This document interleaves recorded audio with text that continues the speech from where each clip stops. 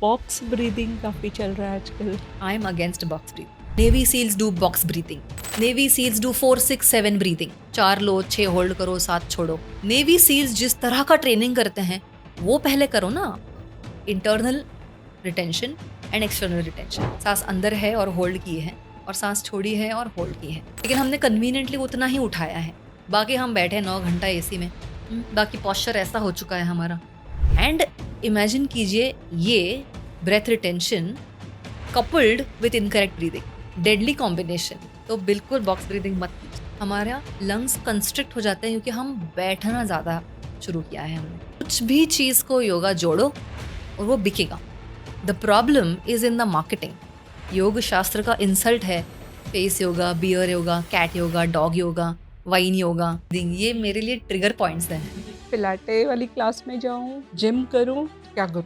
Strength, stamina, flexibility, सारे अगर elements देखें तो वो हमें योग से मिलेंगे. योगा में एडमिशन ले लिया क्लास में, बट अब जा नहीं पा रहे हैं. वो डिसिप्लिन जो चाहिए ना, 3-4 दिन गए फिर लगता है यार अभी. When it comes to fitness, कोई भी क्लास हो, जिम हो, योगा क्लास हो, लोग फिटनेस एज अ डेस्टिनेशन देखते हैं. गोल और डेस्टिनेशन नहीं देखना चाहिए. पहले आपको आपके एनर्जी शिफ्ट दिखेंगे, बॉडी का फील अलग होगा, आपको नींद अलग आएगी. ये चीजें हम डिसरिगार्ड करते हैं. मन से जोड़ना इतना इम्पोर्टेंट है कोई भी चीज के लिए, प्रैक्टिस के लिए. I feel different. Weight loss होता है क्या योगा से? शॉर्ट आंसर होता है. योगा तो सबके लिए है, राइट? लेकिन आप योगा की क्लास में जाओगे ना, फीमेल ज़्यादा दिखती हैं. अनफॉर्चुनेटली योग का रेपुटेशन ऐसा बन गया है कि योग बहुत सॉफ्ट प्रैक्टिस है, इसके लिए उसको वुमेन ज़्यादा अट्रैक्ट होती हैं. और जिम बहुत हार्डकोर है तो उसके लिए मेन ज़्यादा जाते हैं. योगी बनना मतलब बहुत सुंदर आसन करना नहीं है. ये हमको हर बार कुछ रीब्रांड करके old wine in new bottle करके बेचनी है क्योंकि पैसे कमाने हैं. जो बैंड पहन के योगा करते हैं, because everything is become about performance, about tracking. कुछ चीज़ें हैं ना, उनको टेक्नोलॉजी के बिना ही करना ज़रूरी है.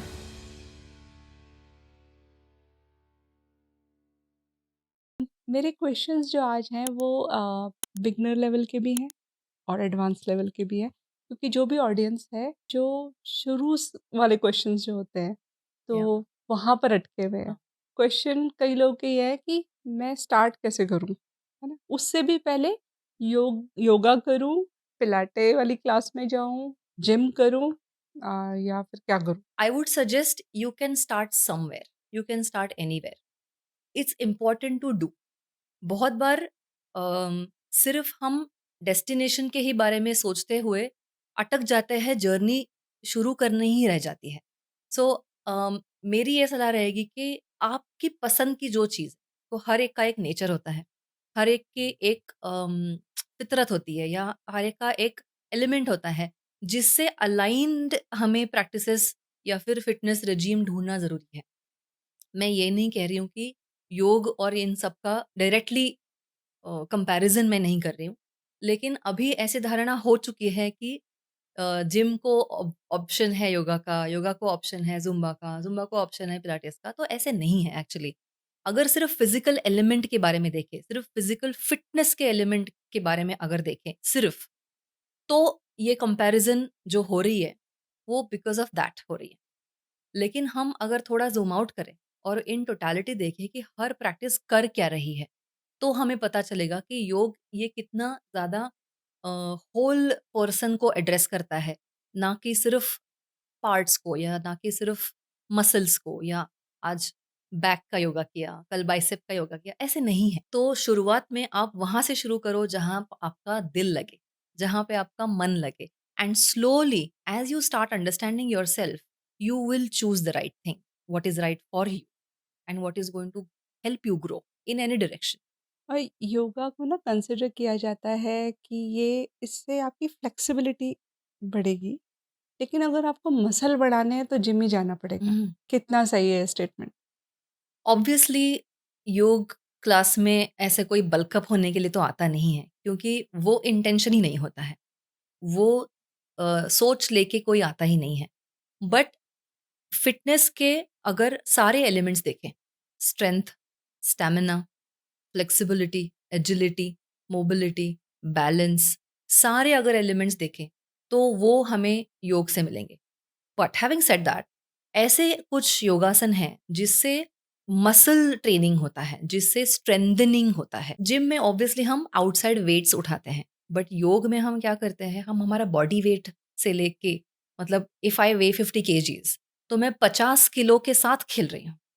You know, when I use my hands, my core, my legs, तो भले ही बल्कअप ना हो, लेकिन आपका लीन मसल जो है वो डेफिनेटली बढ़ता है।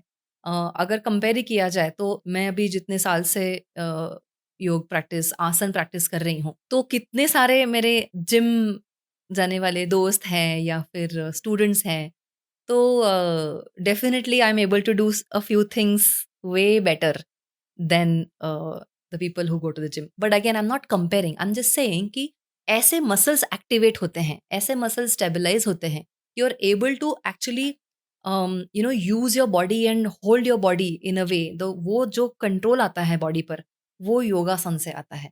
तो अगेन अगेन नो कंपैरिजन, आप सब कुछ कर सकते हैं। You can go to the gym. जो जिम जाने वाले लोग हैं वो मुझे पूछते हैं कि मैं क्या करूँ? मैं बोलती हूँ 3 दिन जिम में जाओ, 3 दिन योगा क्लास में आओ। तो ये कॉम्प्लीमेंट्री हो जाएगा आपका। But obviously the intention has to be right. What is it that you want from that? क्योंकि हर कोई मसल बढ़ाने नहीं जाता है। स्ट्रेंथ बढ़ाना ज़रूरी है। जो इससे भी होगा और उससे भी होगा, लेकिन अलग तरह से होगा। और आप बोल रहे थे ना कहीं से तो शुरू करो, तो अभी वहाँ पे भी अटके हैं कुछ लोग। जिम की फ़ीस भर दी या योगा में एडमिशन ले लिया क्लास में, बट अब जा नहीं पा रहे हैं। वो डिसिप्लिन जो चाहिए ना, 3-4 दिन गए फिर लगता है यार अभी ठीक है फिर वो छूट जाता है। जी। तो कैसे, मतलब कैसे हम इसे कंटिन्यू करें? मुझे लगता है when it comes to fitness, कोई भी क्लास हो, जिम हो, योगा क्लास हो, काफ़ी बार लोग फिटनेस एज़ एन आइडिया या फिर फिटनेस एज़ अ कंपल्शन या फिटनेस एज़ अ डेस्टिनेशन देखते हैं। हेल्थ, फिटनेस को, इसको एज़ अ गोल और डेस्टिनेशन नहीं देखना चाहिए। उसको प्रोसेस के रूप में देखना ज़रूरी है। So when we start liking the process of it, मुझे वहाँ जाके वो प्रैक्टिसेस करके, भले जिम हो, योगा क्लास हो, मुझे कैसे फ़ील होने वाला है, वो अगर मुझे पसंद है, then I will get up and go. ना कि एन आइडिया ऑफ फिटनेस, ना कि अ डेस्टिनेशन ऑफ हेल्थ। तो कोई वो गोल पोस्ट नहीं है। जैसे फूड, ऐसा नहीं है ना कि मैंने फूड अब खा लिया, अब मुझे ज़िंदगी भर खाने की ज़रूरत नहीं। ऐसे नहीं है, इट्स मेंटेनेंस। रोज़ साँस लेते हैं, रोज़ नींद लेते हैं, रोज़ खाना खाते हैं, रोज़ काम के बाद घर आते हैं, राइट? तो ये these are the certain things that are a part of your life as your basic maintenance of your life. तो उस तरह से जब हम फिटनेस को और हेल्थ को देखें, तो we will focus on the process and not on destination और नॉट ऑन द गोल, क्योंकि वो गोल हो ही नहीं सकता है। आज मानो मेरा गोल अचीव हो गया, I look a certain way, I love my self in the mirror, क्या गारंटी है कि ये ऐसे ही रहेगा? उसके लिए भी काम करना पड़ेगा। एक एरोप्लेन जब टेक ऑफ करता है, तो टेक ऑफ करने के बाद अब सब हो गया, अब अपने आप वो हवा में रहेगा, ऐसा भी नहीं है ना। उसको हवा में भी रहने के लिए फ्यूल लगेगा, उसको हर मोड़ के लिए कुछ ना कुछ एनर्जी लगेगी। तो we should look at health and fitness as a part of life to sustain, to service this machine, ना कि समथिंग दैट जाना पड़ेगा, करना पड़ेगा। बिकॉज दैट एलिमेंट, वो जो सिंक होता है ना, एक शरीर का और मन का सिंक, कि मेरा मन ही नहीं है तो मेरा शरीर जाएगा ही नहीं वहां पे। तो वो अगर सिंक मिले, और वो सिंक कब मिलेगा, मुझे वो करते वक्त जो लगेगा, if I am going to love doing this, or if I'm going to love doing Surya Namaskar or a certain asan, if I'm going to love that stretch, if I'm going to love that breath and that pranayam or whatever, Brahmari or whatever, how am I going to feel while I do the practices? That should be your pulling factor. Then, as compared to ये gym जाने के बाद मेरा ऐसा होगा। But generally गोल ऐसा ही होता है, मुझे वेट लॉस करना है, इसलिए मैं जा रही हूँ। करेक्ट। वो थोड़ा बहुत हो भी गया तो फिर घर बैठ जा रही हूँ। तो अगेन, प्रोसेस से प्यार नहीं है लोगों प्रोसेस से प्यार नहीं है। Feeling is very important. लोग टेक्निक में फंस जाते हैं, फील में नहीं रहते हैं, इफ़ेक्ट में नहीं रहता है। एंड ऑल्सो मैं एक मेरे यूएस की एक मेरी स्टूडेंट है, उनसे बात कर रही थी, उनका भी सेम, हम वही वेट के बारे में बात कर रहे थे। She was her her daughter told her, she has a college going daughter, और उसने बोला कि mom you have been doing yoga for so long, आपकी बॉडी में तो कोई फ़र्क नहीं आ रहा, you are not losing weight. So obviously a mother, nobody likes to hear that. But as she started practicing with me, she gave me that answer. मैं बोलूँगी तो वो theory लगेगा. But weight loss is actually always the last effect. पहले आपको आपके energy shift दिखेंगे. आपको आपके बॉडी का फील अलग होगा. आपको नींद अलग आएगी. आपका मेटाबॉलिज्म, आपका डाइजेशन, आपके मोशंस, ये सब आपका करेक्शन होना शुरू होगा. So your internal changes will happen first and external change, visible change will happen later. तो वही है, when she got connected with her mind. अब मन से जोड़ना इतना इंपॉर्टेंट है कोई भी चीज के लिए, प्रैक्टिस के लिए. तो जैसे वो सेशंस एंजॉय कर रही है, शी इज सेइंग कि आई फील डिफरेंट. मुझे मेरी एनर्जीज में शिफ्ट, मेरे खाने पीने में शिफ्ट, मेरा एक my my love to show up for the class no matter what. ये चीजें हम डिसरिगार्ड करते हैं ओनली बिकॉज एक सर्टन फिगर हमारे मन में है. तो अगेन ये प्रोसेस है. मेरा फील गुड में कंप्लीटली डिसरिगार्ड करके सिर्फ एक ढांचे में आना मेरा शरीर, ये बहुत ही reduced way of looking at fitness हो जाएगा और फिटनेस रूटीन हो जाएगा. जी। तो जो आपके स्टूडेंट की बेटी का क्वेश्चन था, वो मेरा भी क्वेश्चन है कि वेट लॉस होता है क्या योगा से? हाँ, होता है. शॉर्ट आंसर होता है. अब हमारे लिए वेट वेट गेन क्यों होता है? ओके, वेट लॉस समझने से पहले वेट गेन समझना ज़रूरी है, क्योंकि वेट गेन ये सिर्फ ज़्यादा खाने से नहीं होता. वेट गेन के कारण कई हो सकते हैं. प्रेगनेंसी हो सकता है, हार्मोनल इम्बैलेंसेस हो सकता है, जो सिंगल गर्ल्स हैं या फिर जो जिनके बच्चे नहीं हैं अभी, या फिर कोई कभी ऐसे हो कि बहुत ज़्यादा किसी वजह से मेडिसिन लेना पड़ा हो, उस टाइम पे बेड रेस्ट ली हो, कभी कोई एक्सीडेंट हुआ हो, या कभी किसी डिफ़िकल्टी की वजह से स्टेरॉइड्स लेना हो गया हो. हुँ? या फिर प्योरली आपका मेटाबॉलिज़्म स्लो हो गया हो बिकॉज़ ऑफ योर लाइफ़स्टाइल. तो हमें जो लगता है कि वेट गेन सिर्फ़ ज़्यादा खाने से होता है और एक्सरसाइज़ ना करने से होता है, ऐसा ज़रूरी नहीं है. तो हमें जब रूट कॉज़ पता चलेगा, कितनी बार पीसीओडी, पीसीओएस से वेट गेन जब होता है, तो बेसिकली हार्मोनल इम्बैलेंस. तो हॉर्मोन्स को बैलेंस में रखने के लिए, आने के लिए, लाने के लिए योग इतना पावरफुल है. अब तो डॉक्टर्स भी रेकमेंड कर रहे हैं. जब डॉक्टर्स प्रिस्क्रिप्शन पे लिख के देते हैं, योगा करो हार्मोनल बैलेंस के लिए, बिकॉज़ आफ्टर अ पॉइंट कोई कोई भी एक्सटर्नल केमिकल मॉलिक्यूल नहीं हेल्प करने वाला अगर आपका इंटरनल करेक्शन ना हो. तो योग क्या करता है, ये इंटरनल करेक्शंस करना शुरू करता है. अब जब ये करेक्शंस शुरू हो जाते हैं, that is when you start seeing the results. तो जब हमें पता चलेगा कि अगर hormonal imbalance is the reason, then hormones को बैलेंस में लाना योग करता है, प्राणायाम, आसन्स करते हैं. फिर वो होने के बाद स्ट्रेस हार्मोन बढ़ता है, उसकी वजह से स्लो डाउन होता है मेटाबॉलिज्म. आपकी स्लीप डिसरप्टेड है, उसकी वजह से भी स्लो डाउन होगा metabolism. Another thing is practice करते-करते ये awareness बढ़ते-बढ़ते people start liking the discipline of showing up, discipline of doing these practices. क्योंकि योग से क्या होता है, अवेयरनेस हाइटन होता है. ये बहुत ज़रूरी चीज़ है. योग सिर्फ आके आसन करो, कुछ सांसें लो, कुछ ओम करो और निकल जाओ, ऐसा नहीं है. It is the deep connection and awareness with what you are doing. और जब इमेजिन कीजिए 1 घंटा अगर आप क्लास कर रहे हैं, तो वो 1 घंटा if you are totally aware of your body, totally aware of what is happening, तो उससे वो शिफ्ट होना शुरू हो जाता है. And when the root cause is addressed, या तो हॉर्मोन्स हो या तो डिसिप्लिन हो, नींद हो, वो जब रूट कॉज़ एड्रेस होता है, then everything starts falling in place and the weight also starts showing. दूसरी चीज़ ये होती है कि हमारा जो ब्रेन में जो हंगर सटाइटी जो है, मतलब मुझे कितना खाना चाहिए, कितना इनफ है, उसका जो बैलेंस है हमारा ब्रेन रखता है, which is again from the internal awareness कि अभी बस है मेरा, हो गया है. तो उससे ज़्यादा जब हम खुद को फ़ीड करते हैं, जो कि शरीर की ज़रूरत नहीं होती है, वो मन कुछ फ़ीड करने की कोशिश कर रहा है. कुछ खालीपन मन फ़ीड करने की कोशिश कर रहा है खाने से. वो हंगर सटाइटी भी बैलेंस होने लगता है. Then you also start eating enough in moderation. Again that helps. Your sleep starts getting better. Again that helps. Stress कम होने लगता है, मेटाबॉलिज्म बढ़ता है. हम एनर्जी जितनी इनपुट करते हैं खाने से, वो लिमिट आ जाती है, मॉडरेशन में आती है. मैं कम नहीं बोल रही हूँ, मॉडरेशन जितनी शरीर को ज़रूरत है. Now all these factors come together and weight starts reducing. Plus आप आसन करके आपका सर्कुलेशन बढ़ा रहे हैं, आपका मसल अपटेक बढ़ा रहे हैं, आप एक्सर्ट कर रहे हैं। It's working from inside out and outside in, both, and that's why it's so powerful. तो उस योगा तो सबके लिए है, राइट? जी। लेकिन आप योगा की क्लास में जाओगे ना, फीमेल ज़्यादा दिखती हैं, बट योग गुरु सारे मेल हैं, तो ये कैसे है? वेल सारे तो नहीं, मतलब ज़्यादातर फेमस वाले। फेमस वाले, यस। जो टीवी पे आते हैं, वो सब मेल हैं। यस। सिखा रहे हैं वो, तो डेफ़िनेटली उन्होंने सीखा होगा, तो फिर ये क्लासेस में फीमेल क्यों है ज़्यादा? You are right. इसका अनफॉर्चुनेटली योग का रेपुटेशन ऐसा बन गया है कि योग बहुत सॉफ्ट प्रैक्टिस है, इसके लिए उसको वुमेन ज़्यादा अट्रैक्ट होती हैं।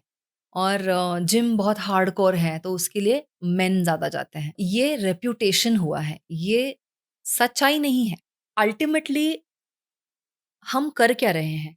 शरीर और मन, या तो हम फिज़िकली एड्रेस कर रहे हैं खुद को, या तो हम ब्रेथ के थ्रू माइंड को एड्रेस कर रहे हैं। योग में कर तो वही रहे हैं जो शरीर और मन के लिए ज़रूरी है। अब वो शरीर मन फीमेल में भी है, वो शरीर मन में मेल में भी है। But the idea of men needs to be strong and women need to do something softer, इसमें थोड़ा-सा फ्लॉ है। हमारे स्टूडियो में बहुत सारे मेल भी आते हैं of all age groups. Believe me, ऐसा नहीं है कि योग सॉफ्ट है। Of course what you how you choose to do, क्योंकि योग में बहुत ज़्यादा कस्टमाइजेशंस भी कर सकते हैं। अगर आप कोई रिस्टोरेटिव प्रैक्टिस कर रहे हैं तो बहुत जेंटल भी कर सकते हैं, लेकिन आपको हार्डकोर करना है तो वो भी कर सकते हैं। तो ऐसा नहीं है कि योग is a soft practice and only women should do it. तो ये रेपुटेशन चेंज करने का काम थोड़ा बहुत मैं कर रही हूँ मेरे साइड से। I hope we can have more and more men practice योग। क्या तो चलो, अगर सोच लिया कि अब आज से मुझे योगा शुरू करना है, कहाँ से स्टार्ट करेंगे? योग में जैसे हम अप्रोच करते हैं, जो कि उसी तरह से होना चाहिए और मोस्टली होता भी है, कि सिर्फ कोई एक एलिमेंट पे ध्यान नहीं देना है। बट अगर फ्लो देखें तो ऑब्वियसली योगासन, अलग-अलग योगासन, सूर्य नमस्कार, ये प्रैक्टिसेस और हर तरह के आसन हैं। हुँ, स्टैंडिंग आसन्स हैं, सिटिंग आसन्स हैं, लाइंग डाउन के आसन्स हैं। हर बॉडी पार्ट को स्ट्रेच करने वाले और स्ट्रेंथन करने वाले, एक्सपैंड करने वाले और कॉन्ट्रैक्ट करने वाले, हर तरह के आसन्स हैं। हर बॉडी पार्ट के लिए हम काम कर सकते हैं। मतलब लिटरली ऐसा लगेगा, और जो सब बोलते हैं स्टूडेंट्स कि मुझे पता ही नहीं था इतने मसल्स मेरे हैं और मूव हो सकते हैं। I am feeling those kind of movements in the body and ऐसे-ऐसे पार्ट में स्ट्रेचिंग हुआ है मेरे, और एड्रेस हुआ है जो कभी पता ही नहीं था या कभी लगा ही नहीं था कि हम काम कर सकते हैं। So basically to come back, अलग-अलग आसन, very importantly shavasana and then pranayama. Breathing practices के बिना योगा क्लास हो ही नहीं सकता है, वरना वो सिर्फ एक्सरसाइज की क्लास होगी। योगासन के एक्सरसाइज करके चले गए हम घर, ऐसे हो। सो आसन, प्राणायाम both are extremely important to do. तो शुरुआत हर तरह के आसन्स, बट अगर आप कंप्लीटली न्यू हैं तो obviously we will start with some basic practices, basic asanas, जिसके हमारे पहली क्लास में पता चल जाएगा कि आप कितना तक हम आपको स्ट्रेच कर सकते हैं शुरुआत में, और धीरे धीरे धीरे आपकी बॉडी को भी आदत अ, लगनी चाहिए, और धीरे धीरे ही ओपन करेंगे।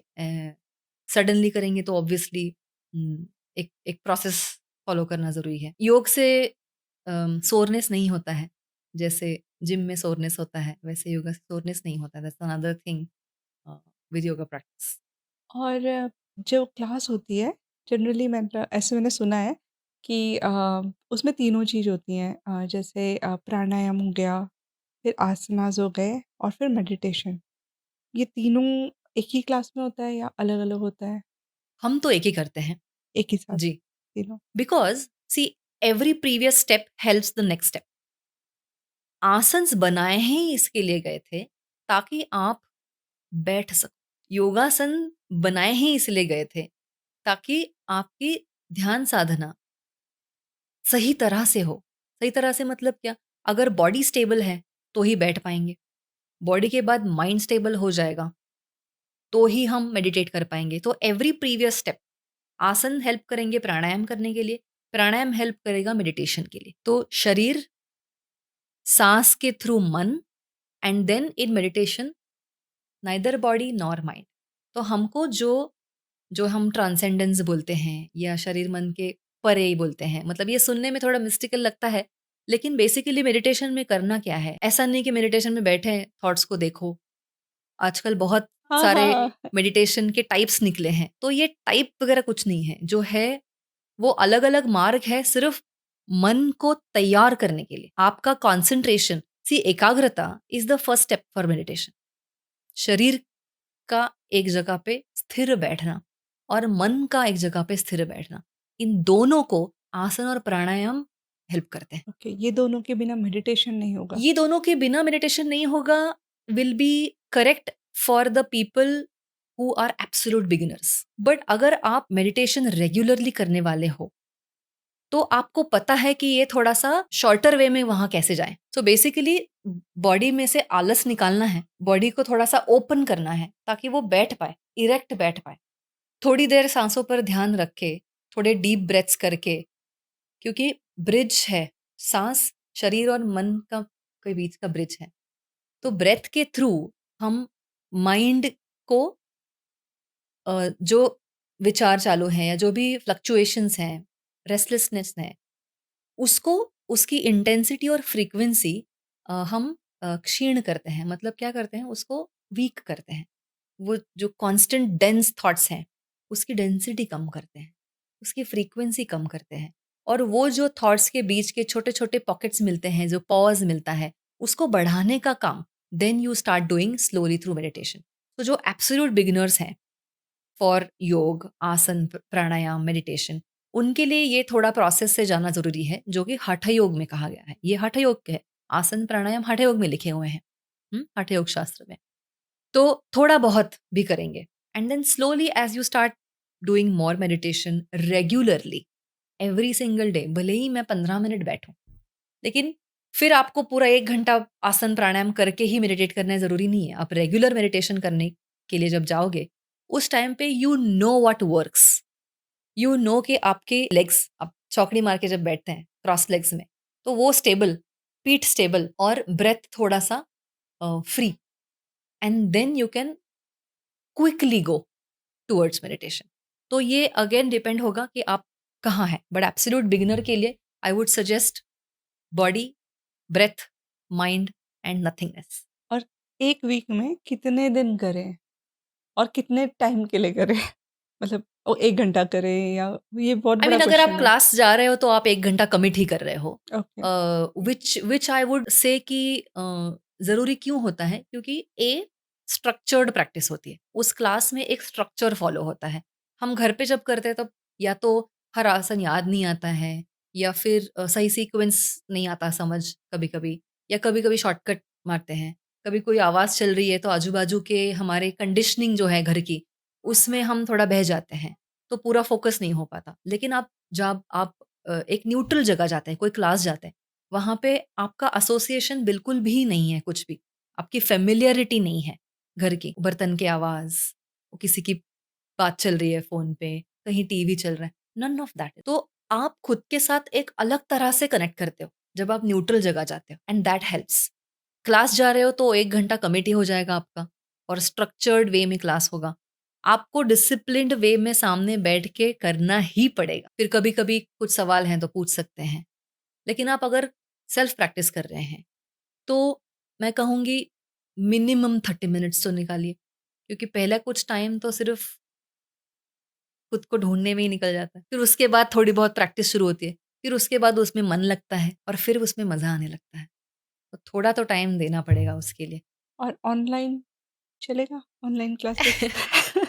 अगर आप एब्सोल्यूट बिगिनर हैं, तो आई वुड रिकमेंड ऑफलाइन, क्योंकि टीचर आपको देख पा रही है, टीचर आपको 3D में देख पा रही है, करेक्शंस होते हैं। छोटे-छोटे चेंजेस जो हैं, वो ऑनलाइन इतने समझ नहीं आते हैं। हुँ?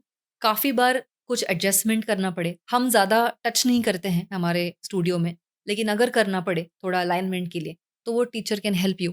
अगेन एज़ आई सेड, आप न्यूट्रल एनवायरनमेंट में जब जाते हो, उस टाइम पे आप ऑटोमैटिकली फ़ोकस आपका बेटर हो जाता है, क्योंकि और कुछ है ही नहीं। आपका फ़ोन दूर है, आप सिर्फ़ टीचर और आप हो या फिर मतलब क्लास में, तो automatically the quality of your practice increases. कितने दिन ऑब्वियसली आपके शेड्यूल के ऊपर देखिए, लेकिन आई ऑलवेज़ रिकमेंड कि हफ़्ते के 1 दिन बिल्कुल मत कीजिए, क्योंकि हफ़्ते का 1 दिन is an event, is not something that you do to make a change in you. तो अगर आप बहुत ही ज़्यादा बिज़ी हैं, मतलब बहुत ही ज़्यादा, तो minimum 2 days a week, minimum.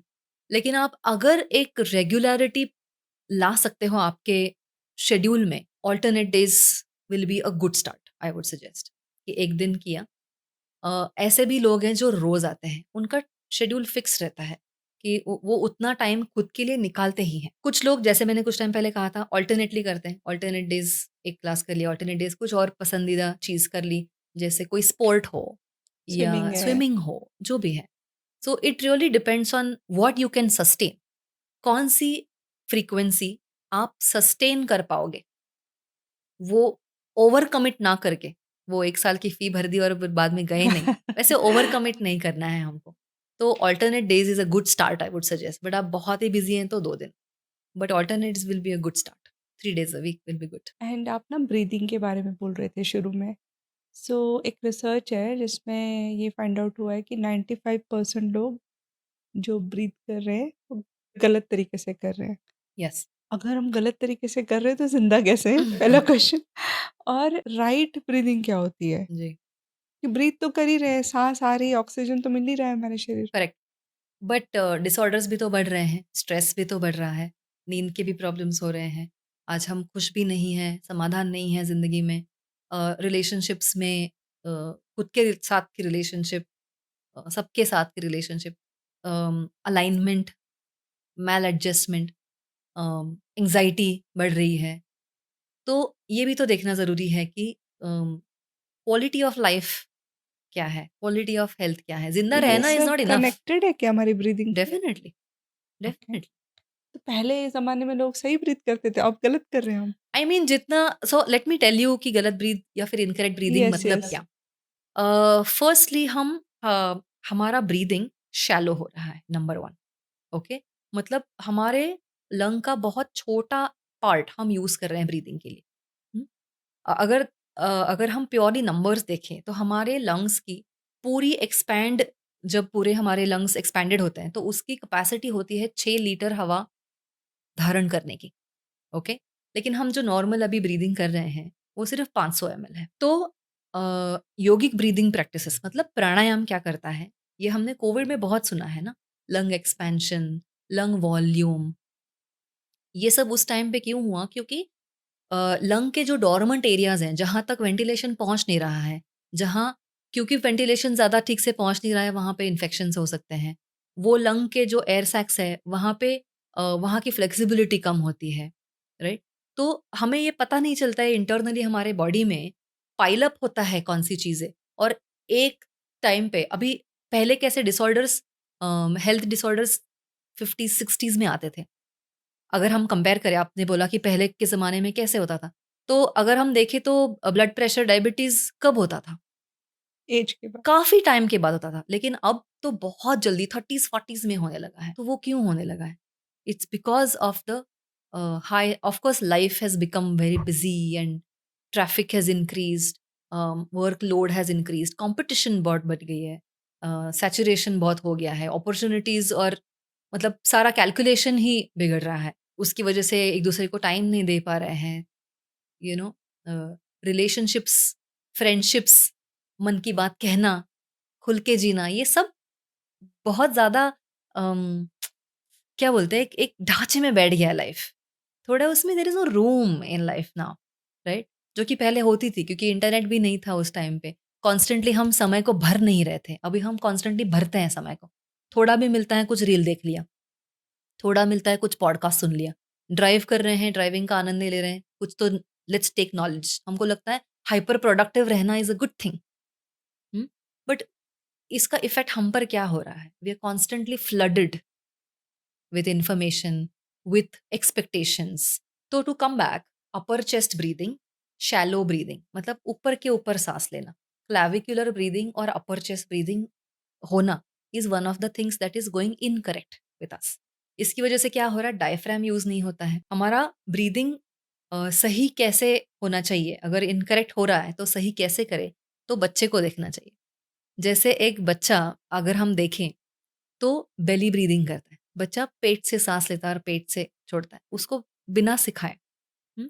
लेकिन धीरे-धीरे because of stress, because of poor posture, because of tight clothes, because of constantly being in AC, because of sitting for too long during driving और chair में जो भी है, इन सब कारणों की वजह से हमारा ये जो एब्डोमिनल कैविटी और चेस्ट कैविटी दोनों जो टैंडम में यूज़ होना चाहिए, वो नहीं होता है। वो सिर्फ़ अपर चेस्ट ब्रीथिंग हो जाता है।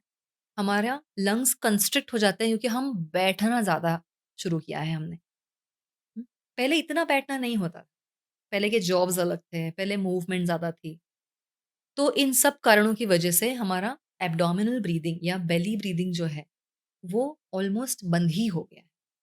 अभी हम कुछ टाइम पहले जब बात कर रहे थे कि उल्टी ब्रीदिंग हो रही है, कि इन्हेल करते तो पेट अंदर जाता है, तो वो पेट अंदर नहीं जा रहा, वो छाती ऊपर आ रही है।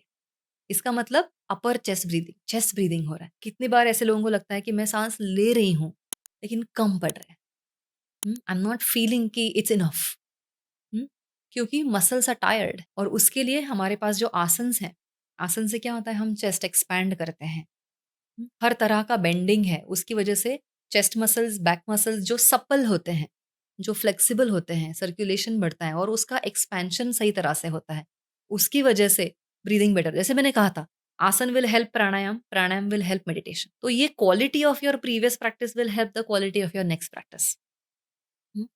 तो shallow breathing, upper chest breathing, abdomen को बिल्कुल भी ये कैलकुलेशन में ना लाना, ये all these things are creating incorrect breathing patterns, जो हम इतने साल करते हैं कि वही हमारा बन जाता है। लंग को पूरा यूज़ नहीं हो पाता है, पूरा ऑक्सीजनेशन हमें कम पड़ता है, तो ब्रेन के लिए कम पड़ता है, सारे सेल्स तक, सारे ऑर्गन्स तक कम हो जाता है।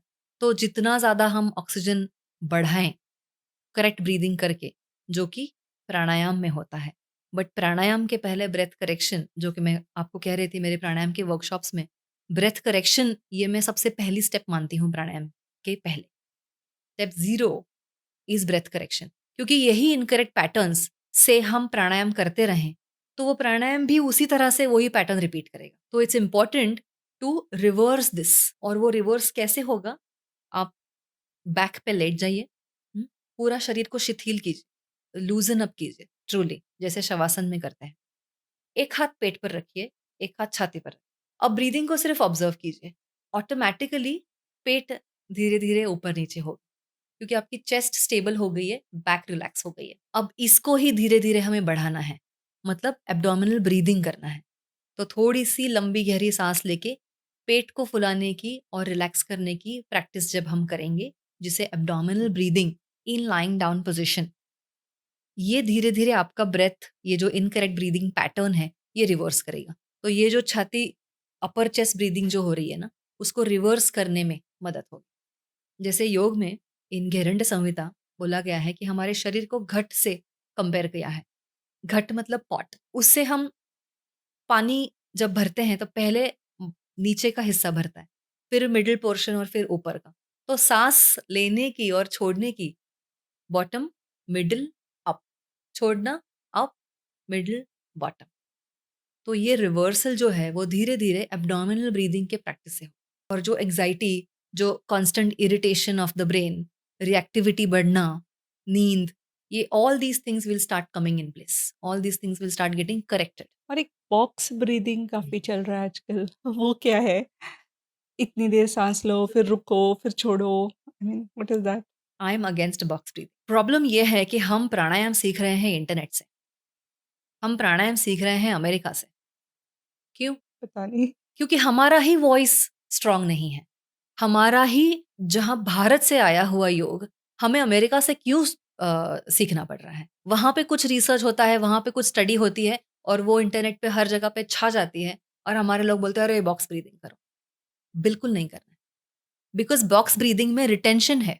बॉक्स ब्रीथिंग में साँस रोकने की प्रक्रिया है, जो बिगिनर्स ने बिल्कुल नहीं करना चाहिए। तो आई जो मैं हम मेरे क्लासेस में, स्टूडियो में और वर्कशॉप्स में भी बोलती हूँ कि ब्रेथ रिटेंशन, और ये हमारे शास्त्रों में लिखा गया है, बिगिनर्स को ब्रेथ रिटेंशन नहीं करना है। आप सिर्फ इन्हेलेशन और एक्सहेलेशन पे फोकस कीजिए, और एक्सहेलेशन के ड्यूरेशन पे फोकस कीजिए। हमारे हठ योग के शास्त्रों में लिखा गया है कि आपके इन्हेलेशन एक्सहेलेशन के प्रोपोर्शंस पे ध्यान दीजिए। मतलब जितना आपका एक्सहेलेशन बढ़ेगा, उतना आपको ब्रीदिंग का, प्राणायाम का इफेक्ट मिलेगा। So breath retention for a beginner is a no no. Box breathing में जैसे बॉक्स होता है कि इक्वल ड्यूरेशन का इनहेल, इनहेल, इक्वल ड्यूरेशन का होल्ड, इक्वल ड्यूरेशन का एक्सेल, इक्वल ड्यूरेशन का वापस होल्ड। मतलब internal retention and external retention. सांस अंदर है और होल्ड की है, और सांस छोड़ी है और होल्ड की है, बट ये रिटेंशन नहीं करना है। It creates unnecessary pressure inside our system, where which we are not use to. A beginner is not use to this. And imagine कीजिए ये breath retention coupled with incorrect breathing, deadly combination is a no no, big no. तो बिल्कुल box breathing मत कीजिए। उसी के जैसा face yoga भी बहुत पॉपुलर हो रहा है। मतलब लोग तो उसको इससे कंपेयर कर रहे हैं कि आपको फेस लिफ्ट सर्जरीज जो है, प्लास्टिक सर्जरी, उससे कि आप फेस योगा करो, आपको फेस लिफ्ट कराने की ज़रूरत नहीं है, आप एकदम यंग दिखने लगेंगे। 50 साल के लोग 25 साल के दिख रहे हैं सच में, और वो दिखा रहे हैं रिजल्ट्स। आप कीजिए ना, उसको योगा क्यों बुला रहे हैं? वो मुझे नहीं पता। नहीं, मैं उनको बोल रही हूँ कि हम्म, देखो, प्रॉब्लम ये है ना, मैं हमेशा कहती हूँ कि कुछ भी चीज़ को योगा जोड़ो और वो बिकेगा। The problem is in the marketing. ये हमको हर बार कुछ रीब्रांड करके, old wine in new bottle करके बेचनी है, क्योंकि पैसे कमाने हैं। फेशियल एक्सरसाइज़ेज़, कुछ सीरम लगाना, वो घुमाना, वो ब्रश घुमाओ, जो भी है, उसका एप्लीकेशन के बारे में मुझे कुछ नहीं कहना है। वो आपको करना है तो कीजिए। वो योग नहीं है। उसको योग मत कीजिए। उसको योग मत बोलिए। Just because you want to sell your services and products, don't leverage योग word. It is an insult to this science. योग शास्त्र का इंसल्ट है। Face yoga, beer yoga, cat yoga, dog yoga, wine yoga. ये मतलब ये सिर्फ़ बेचने के लिए ये सब किया जा रहा है। तो that has nothing to do with yog. कोई भी शास्त्र में, कोई भी ग्रंथ में आपको नहीं दिखेगा कि कोई ऋषि मुनि बैठे हैं और वो कुछ चेहरे का कुछ एक्सरसाइज कर रहे हैं और उसको योगा बुला रहे हैं। तो वो आपको आपके मसल के टोनिंग के लिए करना है, कीजिए। यंग दिखने के लिए सिर्फ यही नहीं है, अंदर भी कुछ करना पड़ेगा। हुँ? अगर आप नींद नहीं लोगे तो आपकी आँखें दिखने ही वाली है जितनी आपकी एज है उससे बहुत ज़्यादा। तो स्लीप इज़ इम्पोर्टेंट। तो अंदर से काम करना बहुत ज़रूरी है। ब्रीदिंग, जितना ऑक्सीजन इनटेक आपका बढ़ेगा, जितना आप अच्छे से प्राणायाम की प्रैक्टिस करेंगे, उतनी ज़्यादा वाइटैलिटी बढ़ेगी। हुँ? प्राण आयाम, प्राण मतलब क्या? The life energy, the vital energy inside us. जो एनर्जी हमें ज़िंदा रख रही है, उसको, उसकी क्वालिटी और पोटेंशियल बढ़ाना, ये प्राणायाम करता है। तो ऑब्वियसली आप यंग दिखेंगे। कितने सारे योगी हैं, जो कितने साल जिए हैं, तो क्यों हैं? वो फेस योगा हाँ, करके तो नहीं है।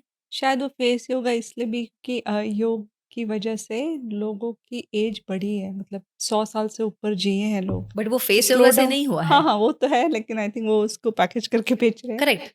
बट ये तो प्रूवन है कि योग योग से आप एंटी एजिंग वाली जो चीजें हैं या जी, एज मोडिफाई करता है, जी। तो ये सही जितनी ज़्यादा correct, that statement is true.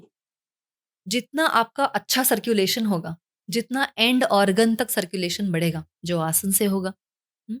जितना आपके अंदर गुड क्वालिटी ऑक्सीजन सप्लाई होगा, जो प्राणायाम से होगा, जितना आपका ब्रेन एक स्थिरता में रहेगा, मतलब जितना स्ट्रेस कम रहेगा, स्ट्रेस हार्मोन्स जितने कम आपके बॉडी में रहेंगे, उतना ज़्यादा आपको एंटी एजिंग बेनिफिट्स मिलेंगे। अब स्ट्रेस का क्या है, जितना स्ट्रेस, जैसे स्ट्रेस हम ज़्यादा लेते हैं या ज़्यादा सिंक इन होता जाता है, राइट? उससे क्या होगा, ये कोलेजन जो है वो ब्रेक डाउन हो जाता है। तो एजिंग के लिए हमें ये जो फेस मास्क लगाते हैं, कोलेजन, ये बस ये सब। तो उसके लिए एक्चुअली हमारे लिए ये बायो हैकिंग टूल योगा में है। You can bio hack through sleep, through pranayama, through asanas, through meditation, और इन सब से जो इंटरनल करेक्शन होगा, that correction will make you look younger. वो इंटरनल करेक्शन, कितना भी आप सिरम लगाओ, फेस मास्क लगाओ, या फिर चेहरे के ऊपर कुछ घुमाओ या एक्सरसाइजेस करो, जब तक अंदर काम नहीं होगा, तब तक that face thing is not going to work. तो ये जो 4-6-7 वाला जो आता है ना, ग्राफ ही आता है इंटरनेट पे। ब्रीदिंग हाँ, ब्रीदिंग वाला। ऐसा है कि सेम लाइक बॉक्स ब्रीदिंग, कोई भी नंबर में अटकना नहीं चाहिए। See everybody is different. हर एक की ब्रीदिंग कैपेसिटी अलग है, और हमारे कैपेसिटी को, हमारे लिमिट को रिस्पेक्ट करना बहुत ज़रूरी है। दैट्स वाई अभी स्टूडेंट जहाँ है या अभी इंसान जहाँ है, वहाँ से सिखाना ज़रूरी है। We can't put everybody in one ढांचा कि 4-4-4-4 ब्रीदिंग करो, 4-6-7 ब्रीदिंग करो। अगर वो 7 नहीं छोड़ पा रहे हैं तो, अगर वो 4 नहीं ले पा रहे हैं तो, अगर वो 6 नहीं होल्ड कर पा रहे हैं तो उनका तो नुकसान हो रहा है। तो इसीलिए प्रपोर्शन देखना बहुत ज़रूरी है। When I teach, proportions are important, not number. किसी को भी एक नंबर में डालेंगे, तो वो उस नंबर को मीट करने के लिए वो जो खुद पे इनजस्टिस करेगा इंसान, ओवर ब्रीदिंग करके, ओवर पुशिंग करके, ओवर होल्डिंग करके, उससे उसी इंसान को नुकसान होने वाला है। इसीलिए इन्हेल एक्सेल के प्रपोर्शंस पे ध्यान रखो। आप जितना इन्हेल कर पा रहे हो, अभी आप जहाँ हो वहाँ। हुँ? इसीलिए a good teacher will teach you from where you are. Student के लेवल पे आना ज़रूरी है एक अच्छे टीचर के लिए, और वहाँ से उनको लेके जाना है। क्योंकि हर इंसान अलग ब्रीथ कर रहा है। किसी का चेस्ट ब्रीदिंग ज़्यादा है, किसी का क्लैविकुलर ब्रीदिंग है, कोई थोड़ा बहुत कर पा रहा है बट और करेक्शन की ज़रूरत है। किसी का इन्हेल ज़्यादा नहीं हो पा रहा है, किसी का एक्सहेल ज़्यादा नहीं हो पा रहा है, कोई सिर्फ एक्सपैंड कर रहा है लेकिन एक्चुअल सांस नहीं ले रहा है। कितने सारे और भी मैं बता सकती हूँ, इतने सारे कॉम्बिनेशंस हैं। कोई ले रहा है लेकिन ऐसा लग रहा है इनफ ही नहीं है। सो हम हर एक इंसान को एक ही ढांचे में और स्ट्रक्चर में नहीं डाल सकते हैं। That's why I always suggest कि आप आपके इन्हेलेशन को रिस्पेक्ट कीजिए, धीरे-धीरे बढ़ाइए। पहले जान लीजिए आप कहाँ हैं। जितना आप इन्हेल कर पा रहे हैं, उससे थोड़ा ज़्यादा एक्सहेल करने की शुरुआत कीजिए। That is your starting point. 1:1 will be a good point, but 1:1.5 will be a better point, and 1:2 will be the next step. But ये सब प्रपोर्शंस जो है, वो बिल्कुल भी 2 चीज़ें ओवर ब्रीदिंग करके नहीं करना है, और दूसरी चीज़ ओवर स्ट्रेन नहीं लेना है। As long as you follow this, I think you will be on a good progress path. But again, pranayama internet से सीख के करने वाली चीज़ है नहीं। प्राणायाम आपको टीचर के सामने ही करनी चाहिए। Same goes for asanas also. आजकल लोग अलग-अलग पोज़ेज़ में फ़ोटोज़ डालते हैं। अब मुझे नहीं पता आप कैसे डिफ़ाइन करती हैं कि बिगिनर लेवल पे कौन है और एडवांस लेवल पे कौन है? हुँ। मैं एक जगह ये भी पढ़ रही थी कि जो फुल स्प्लिट है, वो हर कोई नहीं कर सकता। वो डिज़ाइन्ड ही नहीं है उस चीज़ के लिए। लेकिन ऐसा है क्या कि योगा करके हर कोई फुल स्प्लिट कर लेगा? या फिर सारे जितने भी टफ़ेस्ट आसन हैं, वो जब मैं अचीव कर लूँगी तभी मुझे योग आता है? Absolutely not. अगेन हम ना योग का सिर्फ फिजिकल अंग देख रहे हैं, हम सिर्फ शरीर का एक अंग देख रहे हैं। बॉडी की फ्लेक्सिबिलिटी, अगर हम प्योरली आसन के बारे में देखें, तो यस, बिगिनर लेवल के आसन हैं। जैसे अर्ध पवन मुक्तासन, पवन मुक्तासन। सिंपल सिंपल प्रैक्टिसेस हैं जो हम बिगिनर कैटेगरी में डाल सकते हैं। फिर उसके बाद इंटरमीडिएट है, थोड़े से वन लेवल नेक्स्ट, जिसमें आपकी फ्लेक्सिबिलिटी और स्ट्रेंथ दोनों थोड़े ज़्यादा चैलेंज होंगे, लेकिन आपको वहाँ तक पहुँचने के लिए तैयार भी तो होना है। हुँ? अगर आपके शरीर की तैयारी नहीं है, तो obviously nobody can push you, और हम कर नहीं पाएँगे वो। एंड ऑफ कोर्स एडवांस आसन भी है, बट ये प्योरली आसन के मामले में हम बात कर रहे हैं। तो जैसे आसन की डिफ़िकल्टी लेवल है, वैसे दूसरी एक चीज़ है जो लेवल डिसाइड करती है, वो कि होल्डिंग है। एक एक आसन हम कितना टाइम होल्ड कर सकते हैं, उसके ऊपर में भी आपकी लेवल डिसाइड हो सकती है। कि कोई भी एक आध सिंपल आसन भी, मे बी एक आध इंटरमीडिएट आसन भी हम उसके होल्डिंग टाइम पे खेल सकते हैं, कितनी देर आप उस आसन में रह रह सकते हो? सकते हैं, without straining yourself and without getting hurt. Level अलग-अलग प्रकार से हम डिफाइन कर सकते हैं, बट ये हुआ आसन के मामले में। फिर योग एज़ अ होल अगर देखें, तो एक्चुअली लेवल की बात नहीं है वो कंसिस्टेंसी की बात है।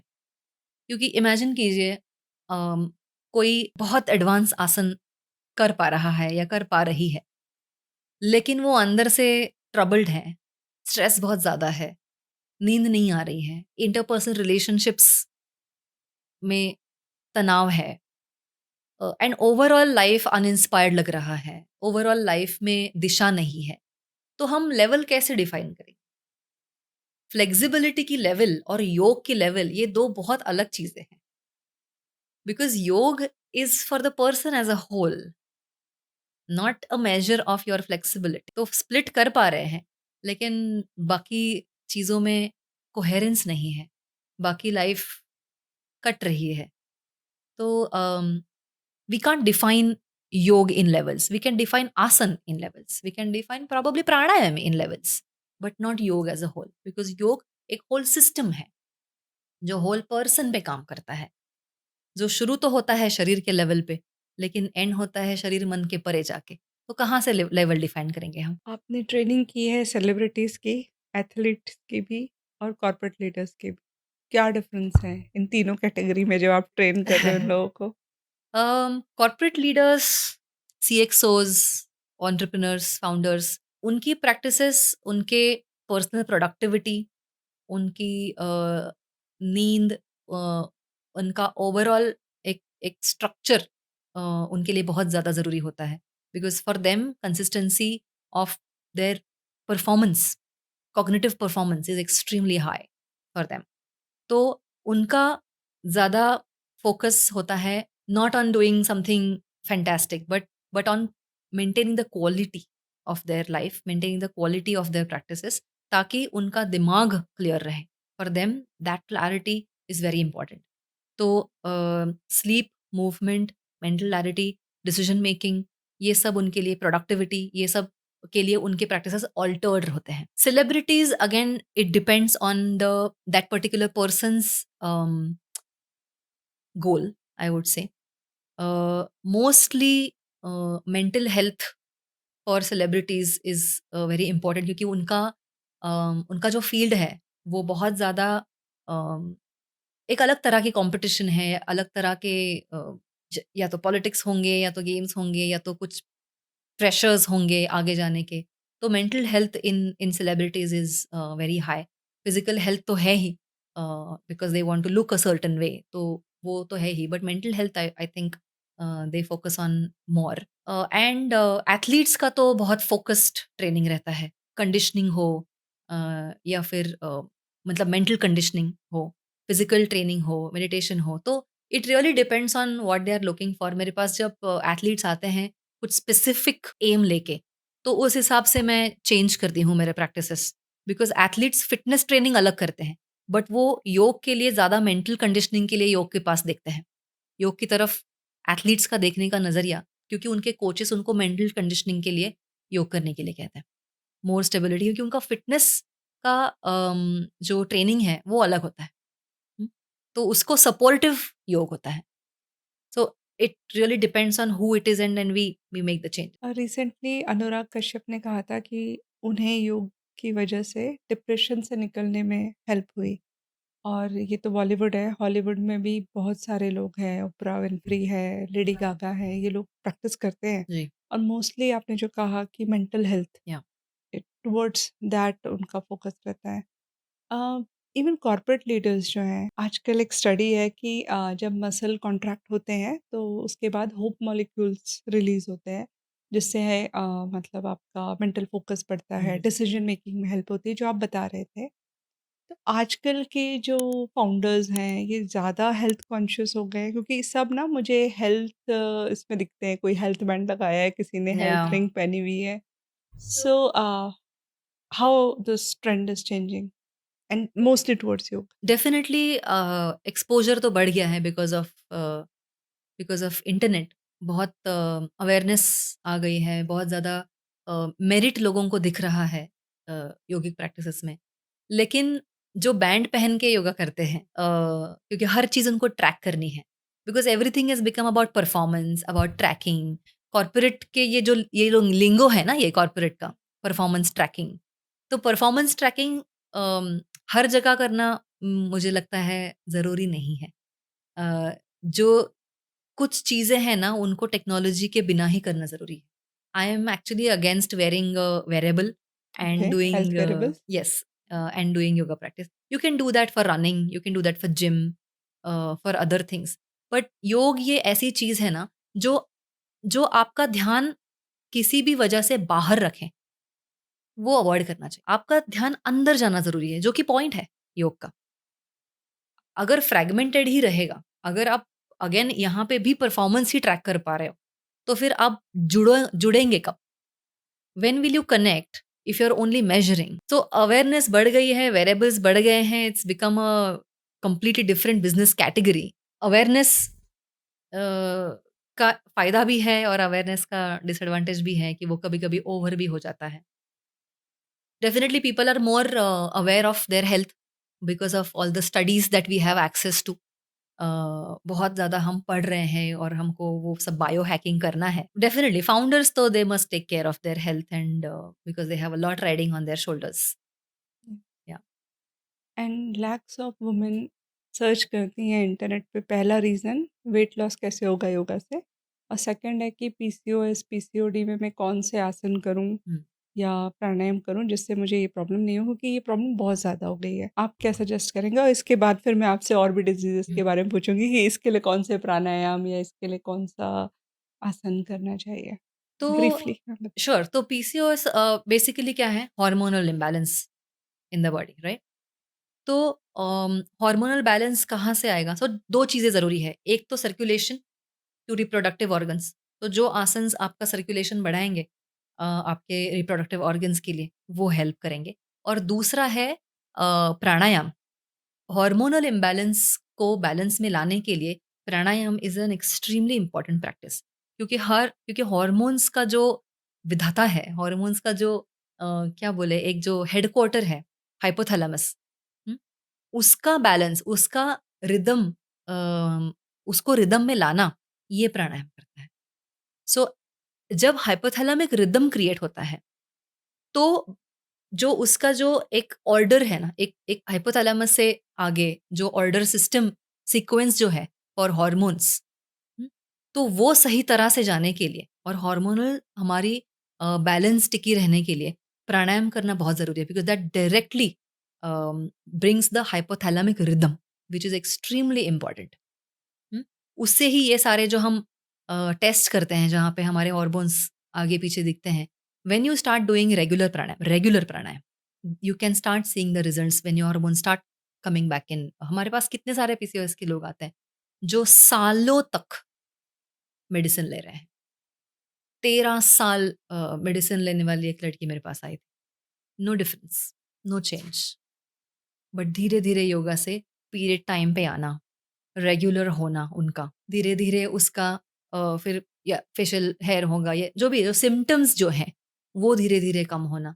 That is all created by the rhythm that is maintained inside. जैसे बोलते हैं ना, घर का मुखिया अगर शांत हो, तो बाकी सारे शांत रहेंगे। वैसा मुखिया अगर शांत रहेगा, तो बाकी सारा सिस्टम भी शांत। फिर डायबिटीज़ के लिए क्या आसन करें या क्या मतलब हाँ। आप अगर मुझे नाम बता सकें थोड़ा बहुत? एक्चुअली इस तरह हम योगा थेरेपी करते हैं, अलग-अलग अच्छा, हेल्थ हाँ। डिसऑर्डर्स के लिए भी करते हैं। सो योग फॉर जनरल फिटनेस, योग for yoga therapy for various disorders, mental health, ये सारा एप्लीकेशन योग में है तो एक ही, हुँ, है तो एक ही। लेकिन जिस इंसान को जो चाहिए, जिस इंसान में जो कमी है, वो पूरी हो जाती है प्रैक्टिसेस करके। तो सी हमारा हमारा बॉडी और ब्रेन जानता है हमको क्या चाहिए। As long as we give it, it will take what it needs. हुँ? तो हम योगा थेरेपी में इस प्रॉब्लम के लिए ये आसन करो, ऐसे टैबलेट की तरह काम नहीं होता है। हुँ? वी हैव टू अंडरस्टैंड कि अब फॉर एग्ज़ाम्पल आपने डायबिटीज़ कहा, तो एक है कि मसल अपटेक बढ़ना चाहिए, इसके लिए अलग-अलग आसन करना बहुत ज़रूरी है, ताकि मसल्स का वो जो शुगर ब्लड में घूम रहा है, राइट? तो मसल अपटेक बढ़े, तो इसके लिए जिस तरह के आसन्स हमारे पास हैं, वो सारे हेल्प करते हैं। दूसरा है ऑब्वियसली सर्कुलेशन भी बढ़ेगा, हुँ? And again another thing insulin is an hormone, again hypothalamic rhythm, so everything is connected. Yoga में आसन प्राणायाम done in the correct way, in the correct sequence, will give you such compounding results for any of these things. लेकिन इसके अलावा आपका खाना-पीना भी तो बहुत ज़रूरी है। आप अगर मतलब डायबिटीज़ में अगर आपका खाना ही बहुत ज़्यादा हाई ऑन कार्ब्स हो या फिर शुगर ही ज़्यादा हो, तो ऑब्वियसली आप एक तरह से कुछ कर रहे हैं और दूसरी तरह से उसको बढ़ा भी रहे हैं। तो everything has to go hand in hand. तो उसके लिए आजकल सीक्वेंसिंग आई है, फूड सीक्वेंसिंग आजकल बहुत बोला जा रहा है कुछ टाइम से कि पहले आप सैलड खाओ, ताकि वो जो शुगर का एब्ज़ॉर्प्शन है वो धीरे हो जाए and then you have the rest of it, protein and the carb and everything. But again हम भारतीय थाली जो है उसमें ऐसे नहीं होता है, तो उसके लिए क्या करें कि ताकि आपका बैलेंस्ड रहे मील, आपका हंगर सटाइटी जो मैंने कहा योगा प्रैक्टिस से वो होगा, तो आपका ओवर ईटिंग भी नहीं होगा, क्रेविंग्स कम हो जाएँगे। अनदर वेरी इंपॉर्टेंट थिंग, आपका शुगर स्पाइक आपके स्लीप से भी डायरेक्टली लिंक्ड है। तो जितना ज़्यादा आप लेट सोएँगे, कम सोएँगे, आपकी शुगर स्पाइक होने वाली। सो एवरीथिंग इज़ कनेक्टेड। सिर्फ़ इस विकार के लिए ये आसन, इतना उसको हम रिड्यूस नहीं कर पाएँगे because so many factors contribute two diabetes.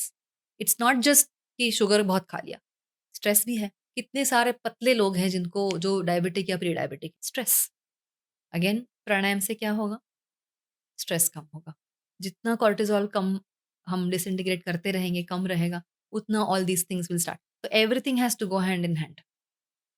And high BP के इश्यूज़ हैं लो हाई हाँ। बीपी के लिए आपको नाम चाहिए ना, मैं आपको नाम बताती हूँ। हाई बीपी के लिए हाई बीपी के लिए भ्रामरी प्राणायाम इज़ एक्सट्रीमली बेनिफिशियल। हमें बेसिकली ब्लड प्रेशर में क्या करना है कि जिस जिस फ़ोर्स से ब्लड आर्टरीज़ पे हमारे पुश हो रहा है, वो फ़ोर्स जो है, वो प्रेशर जो है, राइट?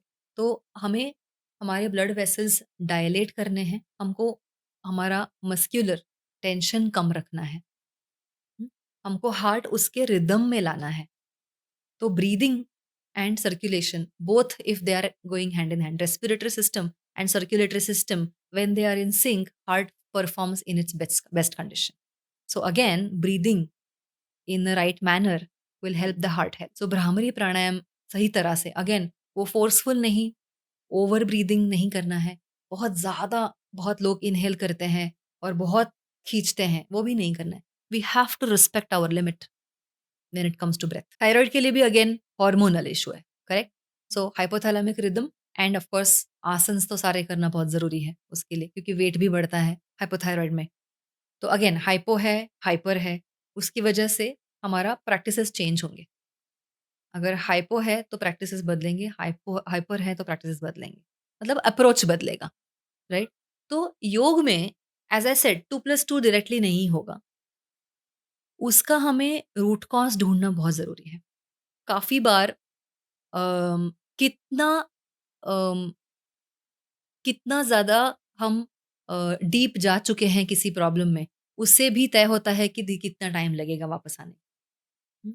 तो हमने कितने सारे देखे हैं कि literally in 50s and 60s diabetes के मेडिसिन कम हुए हैं, ब्लड प्रेशर के मेडिसिन्स कम हुए हैं रेगुलर योगा प्रैक्टिस से, थायरॉइड मेडिकेशन कम हुआ है। इन मतलब 20-30 साल मेडिसिन लेने वाले लोगों के धीरे-धीरे, धीरे-धीरे मेडिसिन कम होती है। एंड एलोपैथी तो बोलती है आपको लाइफ टाइम खानी है मेडिसिन। योग शुरू करो फिर देखते हैं। It's all consistency. हमारे कितने सारे स्टूडेंट्स के medications in all these issues कम हुए हैं। Migraine, yes. हमारे बहुत सारे स्टूडेंट्स के माइग्रेन पूरे रेमिशन में चले गए हैं। When I take reviews with them, last attack कब आया था माइग्रेन का? याद ही नहीं हो। तो इतनी ताकत है, but only if it's done with 2 things, one faith and other consistency.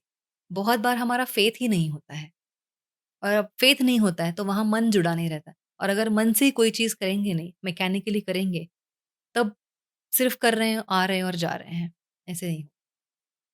So faith in the process, in the science, and consistency. These will give amazing results. When you say science, here you're talking about yogic science. Yogic science. Hmm. And what about insomnia? Again जैसे हमने wait के बारे में बात की कि weight loss के लिए वेट गेन समझना ज़रूरी है। वेट गेन क्यों हुआ है, ये समझना ज़रूरी है। वैसे ही नींद क्यों नहीं आ रही है, ये समझना ज़रूरी है। आपकी नींद ना आने का कारण शारीरिक है या मानसिक है, ये जानना ज़रूरी है। और वो एक योग थेरेपिस्ट आपको मदद करेगा या करेगी हैंड होल्ड करने के लिए टू अंडरस्टैंड कि हमारा हमारा कंस्ट्रेंट कहाँ आ रहा है, हमारा बॉटलनेक कहाँ हो रहा है। काफ़ी बार लोगों का अम, लोगों के विचार रुकते नहीं हैं। थिंकिंग, ओवरथिंकिंग कैसेट चालू रहती है अंदर। तो उसकी वजह से काफ़ी बार पूरा दिन जो लोग बैठे हैं, वो फिज़िकली कंफर्टेबल नहीं होते हैं। कितने सारे रीज़न हैं नींद ना आने के लिए। इंटरनल कॉन्फ्लिक्ट रहता है, कुछ कुछ वरीज़ रहते हैं। Your sleeping condition is not optimum. There are lot of reasons जो नींद ना आने के लिए। काफ़ी बार FOMO is another reason for not having sleep, मतलब फियर ऑफ मिसिंग आउट। नींद तो आई है, बट फिर भी फ़ोन पे है। वो फ़ोन गिर रहा है, बट फिर भी फ़ोन पे। ऐसे भी काफ़ी बार होता है। हुँ? वो क्यों होता है? Because we think that at the end of the day जब हम लेटते हैं, तब वो फ़ोन पे कुछ देखना वो हमारा मी टाइम है। ये ऐसे हो चुका है अब, राइट? अब ये मी टाइम की जो आइडिया है, इसका मतलब पूरा दिन हम हमारे साथ थे ही नहीं। हुँ? तो वो जो दिन के एंड में बेड पे कुछ पल जो मिलते हैं या 5, 10, 15 मिनट, 30 मिनट जो है, वो हम लिटरली ग्रैब करने की कोशिश करते हैं कि मुझे बस मेरे साथ रहना है। उसके लिए मैं कुछ कॉमेडी कुछ देखूँ, कुछ एंटरटेनिंग देखूँ, ताकि मैं दिन को भूलूँ, ताकि मैं मेरे वरीज़ को भूलूँ और मैं मेरे मी टाइम तक आऊँ। लेकिन वो मी टाइम हमारा ख़त्म ही नहीं होता है, क्योंकि हमें समाधान ही नहीं मिलता है कि मैं अब अपने पास आ चुकी हूँ और दिन ख़त्म हो चुका है। तो वो जो कंपल्सिव चालू रहता है, brain is ready to sleep but we are not letting it. तो will have to look at the reason कि लोगों को नींद क्यों नहीं आ रही है। तो शारीरिक कारण या मानसिक कारण, क्या कारण है हमें देख। And most of the times it's this that is the problem. And again उसके भी आपका कारण अलग हो सकता है, इनका अलग हो सकता है, मेरा अलग हो सकता है। तो again the right teacher, the right person who can see through things will help you with that. तो योग क्या करेगा, अगेन कुछ मैजिक नहीं करेगा, लेकिन आपका इंटरनल करेक्शन करना शुरू होगा और कनेक्शन देना शुरू करेगा। 2 Cs are very important, correction and connection. और यही 2 चीज़ें हमें चाहिए। जितना भी अंदर इनकरेक्ट चल रहा है, वो करेक्ट करना है, और जितना भी कनेक्शन हमारा लूज़ हो चुका है खुद के साथ, वो हमें वापस लाना है। तो दीज़ 2 थिंग्स योग विल हेल्प यू।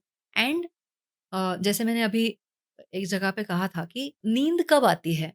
जब हमारा शरीर और मन एक पॉइंट पे आके डिसॉल्व हो जाए। लेकिन वो एक जगह पे आते ही नहीं हैं, मन कहीं और, शरीर कहीं और। तो ये जो फ्रैगमेंटेड वे ऑफ हमारा लाइफ बन चुका है, उसके लिए yog will help us to come back to one point. जो आपने कुछ टाइम पहले डिप्रेशन के बारे में कहा था, एंग्जायटी के बारे में कहा था। व्हाट विल योग do is it will bring you in this moment. इस क्षण में लाने की ताकत योग में है। क्योंकि अगर मैं एक कोई आसन कर रही हूँ और कोई भाग मेरे शरीर का स्ट्रेच हो रहा है और मेरा पूरा अटेंशन उसी पार्ट पर है, तो वो जो पावर ऑफ नाउ है ना, कि अभी देयर इज़ नथिंग एल्स, ना पास्ट है, ना फ्यूचर है, इट इज़ दिस। जब हम प्राणायाम करेंगे, तब क्या होगा? इस ब्रेथ पर, इस साउंड पर मेरा जब ध्यान रहेगा, तो वो बार-बार, बार-बार प्रेज़ेंट मोमेंट में आने की जो ट्रेनिंग है, वो योग करता है। और जब मन पास्ट में और फ्यूचर में नहीं भागेगा, जितना नाउ में आएगा, जितना प्रेज़ेंट मोमेंट में आएगा, उतना ज़्यादा mental health and sleep will be in place. That is what yoga does. It is the bringing you to this very moment as if nothing else exists. नींद में वही तो होता है। कोई एसोसिएशन नहीं, ना पास्ट है ना फ्यूचर है, अभी इस मोमेंट में आए और डिसॉल्व हो गए। दैट इज़ व्हाट योग डज़ टू ट्रेन योर और कैंसर, आर्थराइटिस, ये बड़ी-बड़ी नाम बीमारियों के, इसमें कैसे योग हेल्प करेगा? कैंसर ऑब्वियसली हमने कैंसर के ट्रीटमेंट जब चलते हैं, कीमो या रेडिएशन जब चलता है, उसके लिए सपोर्टिव रिस्टोरेटिव प्रैक्टिसेस के रूप में प्राणायाम, मेडिटेशन, कुछ-कुछ प्रैक्टिसेस ऑफ योग आर एक्सट्रीमली बेनिफिशियल। हमने ऐसे काफ़ी हमारे स्टूडेंट्स के साथ कुछ स्टूडेंट्स के साथ की हैं जो रिकवरी फ़ेज़ में हैं, जो ट्रीटमेंट फ़ेज़ में हैं, उसमें डेफ़िनिटली हेल्प करता है।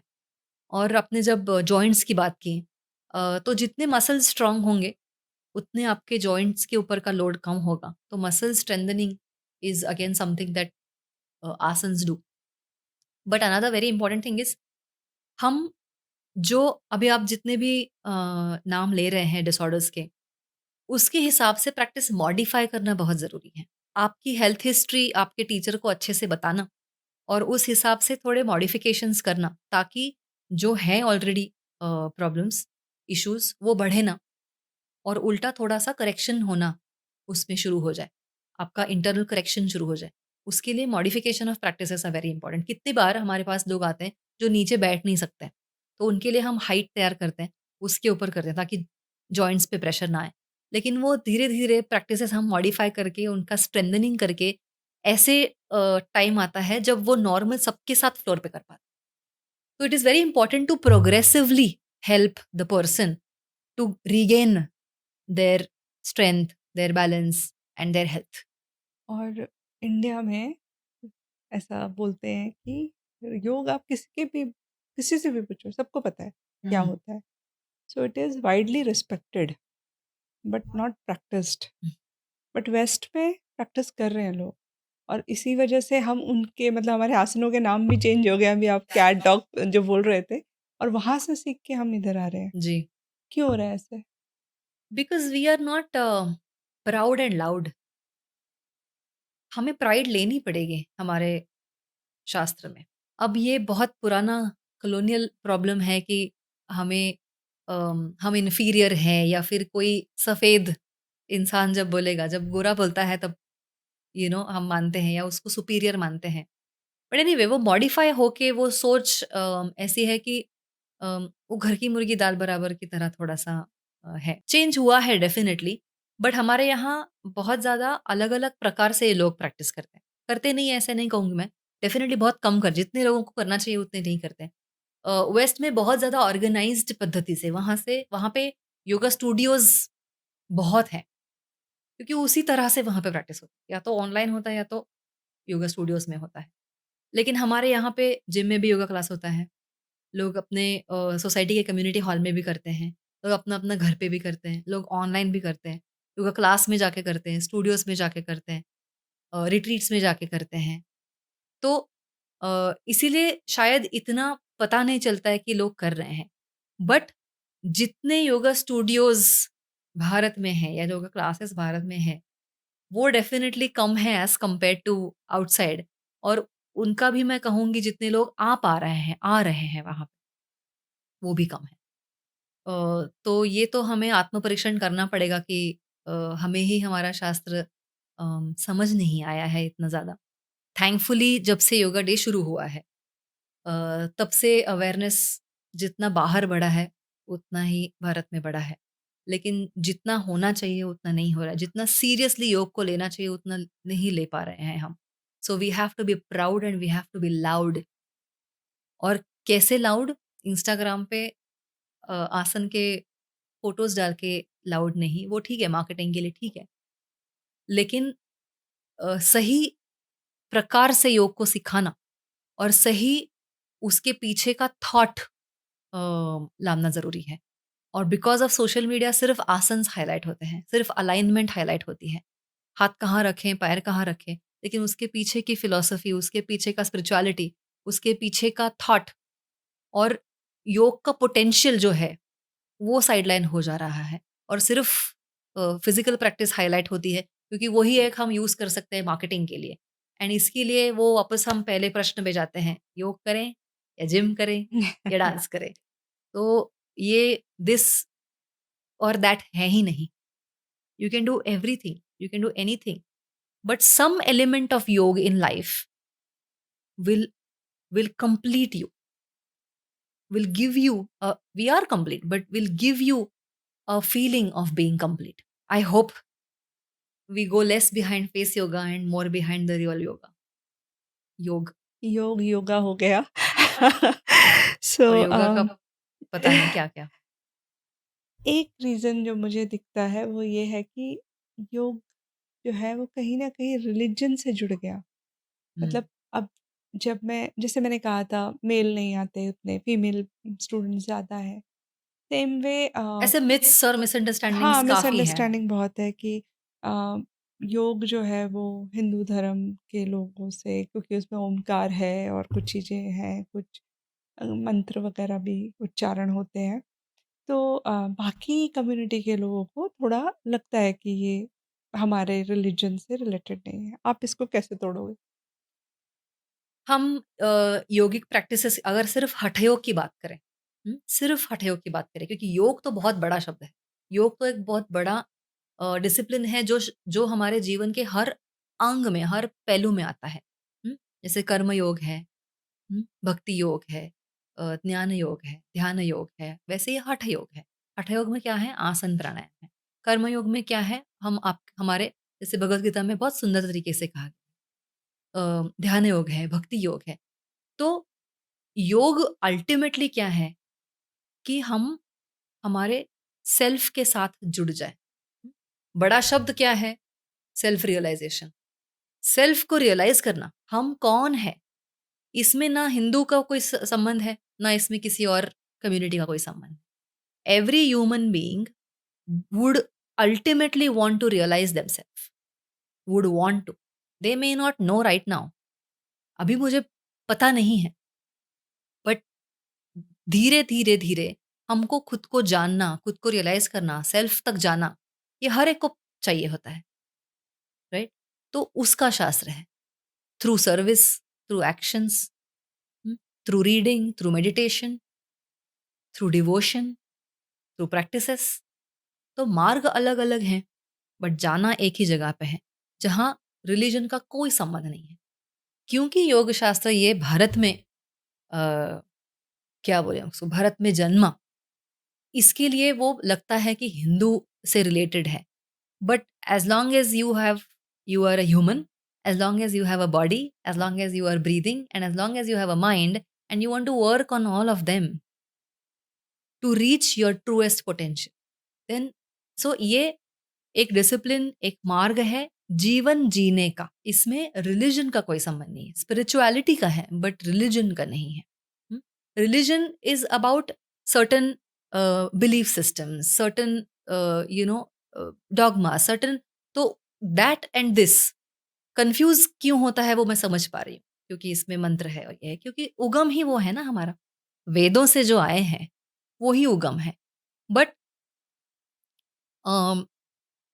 कोई भी प्रैक्टिसेस आसन करने में, बॉडी को यूज करने में कोई रिलीजन का संबंध नहीं है। प्राणायाम करने में, आपके श्वास को एक्सपैंड करने में कोई रिलीजन का संबंध नहीं है। आपको ओंकार बोलने से दिक्कत है तो आप भ्रामरी कीजिए। करना क्या है? हमको ब्रेथ के माध्यम से मन को एड्रेस करना है। Your body doesn't know your religion, your mind doesn't know, your breath doesn't know your religion. ये सब मैन मेड है, everything is man made, but these practices are to go beyond this. ये in fact इसके सब के परे जाने के लिए है। ये सब डिफरेंसेस कम हो जाएंगे अगर हम ट्रूली सही चीज पर फोकस करें। तो हम डिफरेंसेस पे फोकस कर रहे हैं, हमको यूनिटी पे फोकस करना है। हमारा यूनियन, योग इस शब्द का अर्थ ही है यूनियन। युज, ये संस्कृत का जो वर्ब है या धातु है, उससे बना योग। युज का मतलब है यूनियन। हम डिवीजन पे फोकस नहीं करना है, हमें यूनियन पे फोकस करना है। तो एक्चुअली योग सबको जोड़ेगा। जो खुद को जोड़ सकता है वो सबको जोड़ सकता है। तो you can absolutely do all of these practices without even thinking of your religion. Achievement schools and colleges में आपके हिसाब से कंपलसरी होना चाहिए? अब रिलीजन से हमने उसको अलग कर दिया, तो अब तो स्कूल कॉलेज में सब तरह के लोग आते जी। हैं। क्यों कंपलसरी होना चाहिए? अम, एक तो ना मेरे पास बहुत लोग ऐसे बोलते हैं कि काश हमें ये पहले पता होता, काश किसी ने मुझे ये कुछ साल पहले बताया होता, जो मुझे अभी समझा है। लेकिन देखो, ज़िंदगी के हर मैच्योरिटी लेवल पे आपको अलग तरह से योग भी समझेगा, अलग तरह से दुनिया भी समझेगी, अलग तरह से आप खुद को भी जानोगे, right? That's a part of growing up. जैसे-जैसे मैच्योरिटी बढ़ेगी, जैसे-जैसे हम इवॉल्व होंगे, वैसे हमें अलग तरह से, अलग लेवल पे चीज़ें समझ आने लगती हैं। हुँ? तो स्कूल कॉलेजेस में ऑब्वियसली फिलॉसफी नहीं समझेगी, तो वहाँ पे ये जो प्रैक्टिसेस हैं, हुँ, उनसे शुरू करना, एटलीस्ट मैंने किया है, ये वो लड़का या लड़की जब बड़ी होगी, हमारे स्कूल में हमें सिखाते थे, दैट फॉन्ड मेमोरी वो बाद में जाके कहीं न कहीं कनेक्ट होगी, कहीं न कहीं कनेक्ट होगी। तो ऑफ कोर्स इसको कवायद की तरह, एक्सरसाइज़ की तरह नहीं करवाना चाहिए स्कूल कॉलेज में। इसकी हर एक एज ग्रुप के हिसाब से थोड़ा-थोड़ा एक लेवल अप करके सिखाएँगे, तो पता चलेगा। मैं जब कॉलेजेस में जाती हूँ, मुझे कॉलेज स्टूडेंट्स को जब एड्रेस करने के लिए बुलाते हैं, तो वो बहुत फ़ैसिनेट होते हैं। उनको सही तरह से बस समझाने की ज़रूरत है। तो if we can speak in their language, तो वो फाउंडेशन ईयर्स में ही उनको इसका एक्सपोज़र मिलेगा योग का। भले ही स्कूल में सिर्फ़ आसन हो, सूर्य नमस्कार हो, जिससे उनका फ़िटनेस बना रहेगा। जिससे उनको एक डिसिप्लिन का महत्व समझेगा। धीरे-धीरे कॉलेजेस में थोड़ा-थोड़ा मेंटल हेल्थ समझने लगता है। आजकल तो कॉलेज के पहले भी गर्ल्स और बॉयज़ बोलते हैं मुझे एंग्ज़ायटी है, मुझे ओसीडी है। स्कूल के बच्चे भी बोलते वो हैं। तो अ, उसका पॉजिटिव साइड ये है कि young people have started realising the importance of mental health. हुँ? तो अब सही तरह से हम उनको प्राणायाम भी सिखाएँगे, तो उनको पता चलेगा कि उनके पीरियड्स, उनका मेंटल हेल्थ, उनकी नींद, ये कितना स्ट्रीमलाइन होने लगा है। हुँ? तो स्कूल्स और कॉलेजेस में डेफ़िनिटली उनके उनके एज ग्रुप के हिसाब से अगर करिकुलम बनेगा, तो that will definitely be very helpful. तो माय लास्ट क्वेश्चन इज़ और आपकी बुक का नाम भी है वो, in this modern world how we can live like a yogi. मतलब योगी नाम सुनने से ना ऐसा लगता है कि पुराने ज़माने का कुछ, बट इस दुनिया या में आज के ज़माने में क्या हम योगी की तरह जी सकते हैं या बन सकते हैं? जी सकते हैं। मुझे लगता है सबसे पहले जितना जो कि आज की ज़रूरत भी है, जितना आपके लाइफ़ को आप सिंपल कर पाओ, उतना ज़रूरी है। हुँ? That will be one of the very important steps in starting to live like a yogi. बहुत सारे मतलब बहुत सारे उसमें एंगल्स हैं।